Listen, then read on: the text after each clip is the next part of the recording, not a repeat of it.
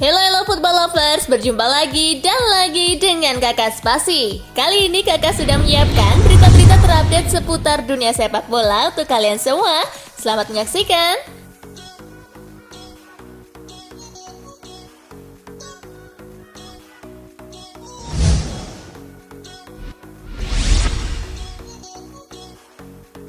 Indonesia tak bisa lolos ke Piala Asia 2023 lewat jalur tuan rumah. Negara yang menjadi tuan rumah biasanya otomatis akan lolos ke Piala Asia apapun hasil yang mereka dapatkan di kualifikasi. Tapi AFC kini menegaskan bahwa negara yang tak lolos kualifikasi tak bisa menjadi tuan rumah. Hanya tim yang lolos kualifikasi Piala Asia saja yang bisa maju percalonan tuan rumah. Jika ada yang berminat menjadi tuan rumah bersama juga dipersilakan, kata Sekjen AFC Datuk Winsor Paul. Penyelenggaraan bersama diizinkan karena kebutuhan menyediakan 8-10 stadion, jadi jika ada negara yang mau menjadi tuan rumah sangat diterima, ujarnya menambahkan.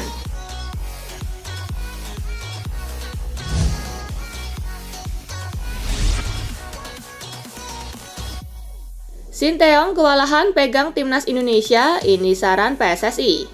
Sinteyong menangani semua kelompok usia timnas Indonesia hingga tim senior. Cuma timnas Indonesia U16 saja yang ditangani pelatih lain, yakni Bima Sakti. Saat ini timnas Indonesia berbagai kelompok usia mulai sibuk berkompetisi lagi. Kualifikasi Piala Asia lagi jalan. Nanti Sinteyong pulang, kami akan rapat kembali. Kami panggil yang bersangkutan untuk memaparkan roadmap-nya, kata Ketua Umum PSSI Muhammad Iryawan. Sebenarnya kami ingin dia khusus U20, tetapi Sinteyong ingin semua ditangani dari U20, U23, dan senior. Saya tanya kenapa, dia ingin melihat perkembangan dari junior ke senior. Ternyata mungkin sekarang menurut saya keteteran dengan 3 kelompok umur tersebut. Kami akan diskusikan, kami akan merekomendasikan rencananya kalau bisa hanya untuk kelompok umur saja, ujarnya.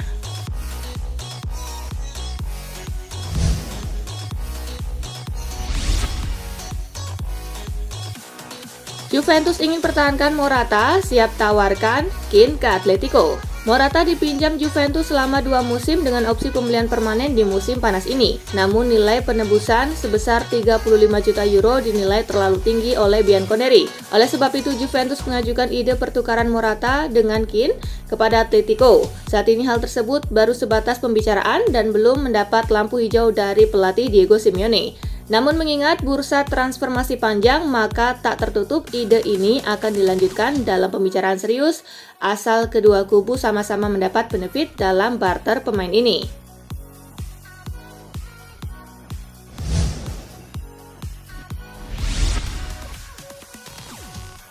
Inter akan perpanjang kontrak dan naikkan gaji Inzaghi. Kinerja Inzaghi di musim debutnya bersama Inter cukup oke meski Nerazzurri gagal mempertahankan Scudetto. Menurut laporan Corriere dello Sport, Presiden Inter Steven Zhang mengapresiasi kinerja Inzaghi dan ingin memberikan imbalan. Inter akan memperpanjang kontrak Inzaghi sampai 2024. Inter juga akan menaikkan gaji Inzaghi menjadi 5,5 juta euro per musim dari sebelumnya 4 juta euro per musim.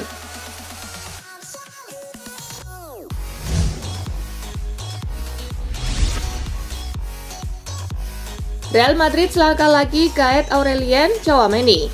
Real Madrid sebentar lagi mendapatkan pemain keduanya untuk musim 2022-2023. Dilansir Guardian, Madrid berani membayar 80 juta euro atau sekitar 1,23 triliun rupiah untuk memboyong Tchouaméni. Harganya bakal bertambah 20 juta euro jika beberapa klausul terpenuhi. Transfer Tchouaméni akan tuntas begitu tes medis dilalui, mengingat si pemain saat ini masih gabung timnas Prancis.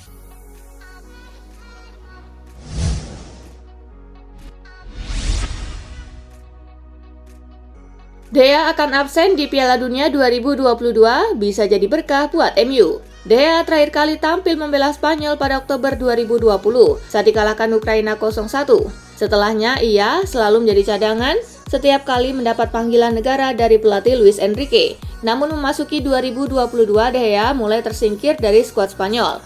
Pada jeda internasional di bulan Maret, namanya tak tercantum, begitu pula saat La Furia Roja menjalani 4 laga UEFA Nation League di bulan ini. Absen di Piala Dunia mungkin akan menjadi mimpi buruk bagi Dea. Namun Manchester Evening News menulis MU bisa saja mendapat keuntungan dari sini.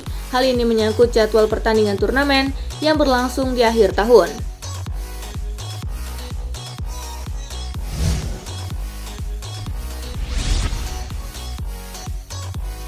Southgate bela Trent yang tak nyanyikan lagu kebangsaan Inggris. Trent Alexander-Arnold tak ikut bernyanyi saat lagu kebangsaan Inggris berkumandang jelang menghadapi Hungaria di UEFA Nations League akhir pekan lalu.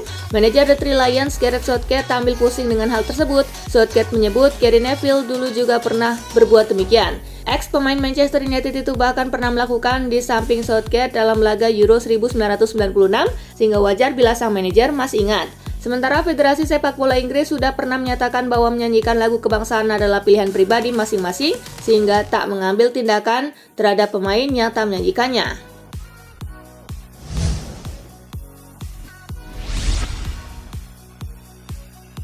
Jerman versus Inggris selesai 1-1. Jerman menjamu Inggris di Allianz Arena, kedua kesebelasan bermain imbang tanpa gol di babak pertama. Die Mannschaft membuka keunggulan lebih dulu berkat gol Jonas Hofmann setelah turun minum.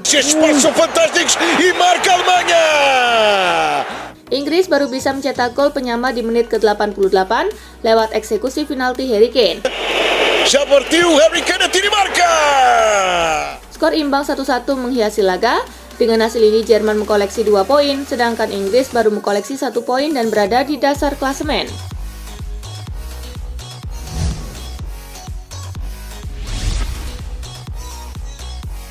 Italia versus Hungaria, Glazuri menang 2-1. Laga Italia versus Hungaria digelar di Orogel Stadium. Glazuri sudah unggul 2 gol di babak pertama. Nicolo Barella membuka keunggulan Italia pada menit ke-30. Lorenzo Pellegrini menggandakan keunggulan Italia di menit ke-45. Hungaria mampu memperkecil kedudukan di menit ke-61 lewat gol bunuh diri Gianluca Mancini. Tak ada gol di sisa laga, skor 2-1 untuk kemenangan Italia menghiasi pertandingan. Dengan hasil ini Italia memuncaki klasemen dengan raihan 4 poin, disusul Hungaria dengan raihan 3 poin.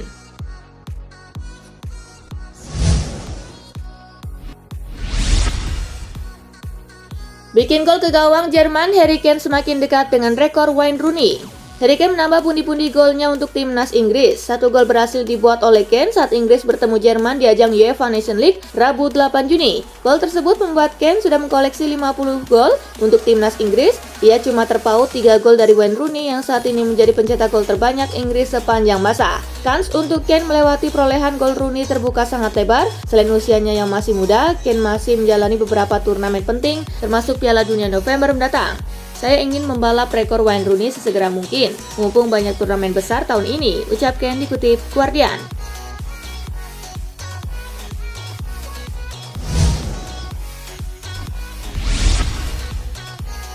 Ulah baru Harry Maguire, Inggris nyaris kalah di kandang Jerman. Harry Maguire dianggap sebagai biang kerok yang bikin timnas Inggris nyaris kalah dari timnas Jerman.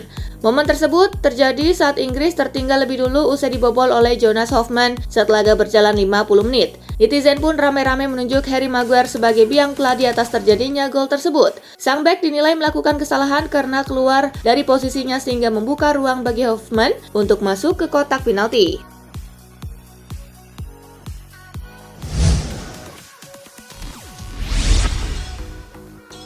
Australia lolos ke playoff Piala Dunia 2022. Timnas Australia berhasil lolos ke babak playoff Piala Dunia 2022 usai meraih kemenangan tipis 2-1 atas Uni Emirat Arab pada babak ketiga kualifikasi Piala Dunia Zona Asia yang berlangsung di Ahmed bin Ali Stadium Rabu 8 Juni. 2 gol kemenangan Australia dicetak oleh Jackson Irvine pada menit ke-53 dan Ajdin Rustic di menit ke-84. Sementara 1 gol Uni Emirat Arab disumbangkan oleh Caio Canedo di menit ke-57. Kemenangan ini membuat Australia berhak melenggang ke babak playoff antar konfederasi. Mereka bakal bersua peringkat kelima zona CONMEBOL Peru pada 14 Juni 2022 untuk merebutkan 1 tiket tersisa menuju putaran final Piala Dunia 2022.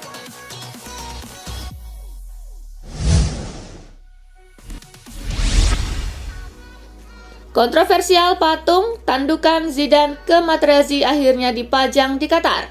Qatar terus berbenah jelang perhelatan Piala Dunia 2022. Otoritas setempat baru-baru ini kembali memamerkan patung ikonik yang menggambarkan tandukan Zinedine Zidane kepada Marco Materazzi di final Piala Dunia 2006. Sebelumnya patung berbahan perunggu itu sempat menuai polemik saat pertama kali dipajang di pinggir pantai Corniche, Doha, Qatar pada 2013. Pasalnya pihak konservatif religius di Qatar menganggap patung tersebut bisa menimbulkan pemujaan terhadap berhala.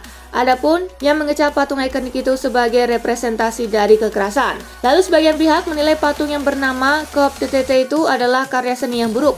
Namun usai menghilang dari peredaran selama 9 tahun terakhir, kini pemerintah Qatar tampaknya berubah pikiran. Patung yang dibuat oleh seniman Prancis kelahiran Aljazair Adel Abdesemet itu dikabarkan bakal dipamerkan kembali dalam waktu dekat.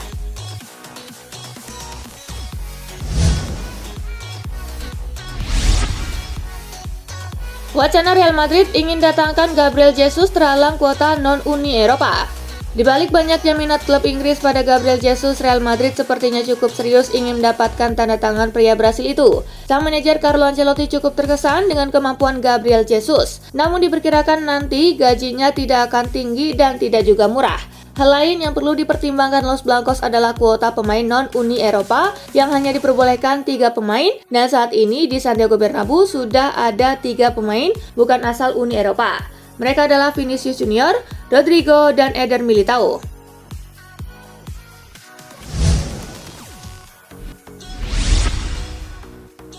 Asensio baru akan bahas masa depan usai selesai dengan Spanyol. Kelanjutan karir Marco Asensio di Real Madrid diselimuti tanda tanya.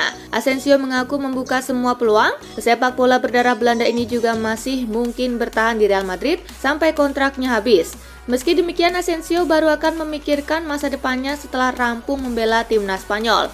Aku masih memiliki sisa setahun di kontrakku dan aku sekarang fokus pada tim nasional, sahut Asensio di Marca. Saat pertandingan internasional selesai, kami akan berbicara. Kita lihat saja apa yang akan kulakukan dengan masa depanku. Lanjutnya.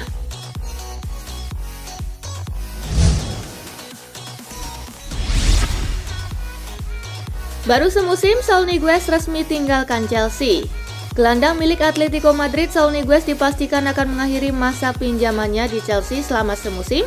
Selain itu, Saul juga buka suara soal masa-masa sulitnya di Chelsea selama setahun terakhir. Melalui akun Twitter resminya Rabu 8 Juni, Saul menulis salam perpisahan untuk Chelsea. Kesulitan di Chelsea tampaknya cukup berpengaruh bagi Saul. Dia merasa sudah mendapat kesempatan untuk membuktikan diri, tetapi gagal menjawab tantangan tersebut.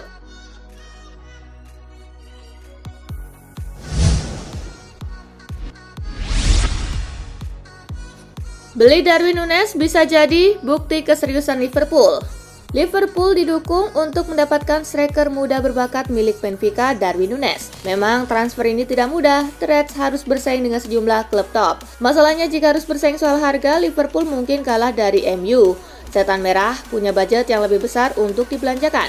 Pemburuan Núñez ini pun mencuri perhatian analis Premier League Stan Collymore. Menurutnya, Liverpool juga perlu bersaing mengincar pemain-pemain top dengan harga mahal. Langkah ini bakal menunjukkan bahwa The Reds sudah jauh lebih berkembang.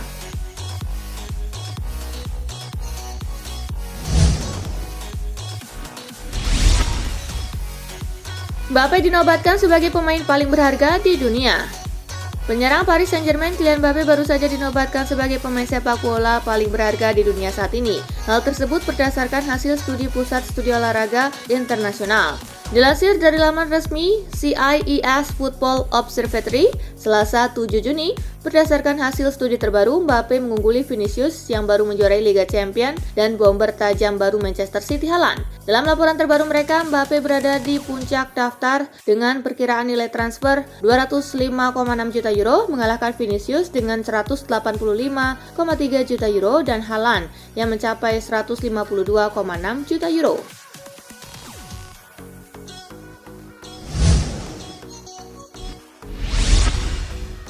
Nah itulah tadi guys, kumpulan berita menarik dan terupdate dari Kakak Spasi. Simak terus ya berita-berita terupdate lainnya dari Kakak Spasi yang pastinya akan Kakak update di Spasi Football News. Tapi jangan ditinggalin ya channel Spasinya, karena Kakak akan update juga tentang fakta-fakta menarik seputar sepak bola dunia. Dan jangan lupa untuk terus di like, comment, share, dan juga subscribe ya. See you, gengs!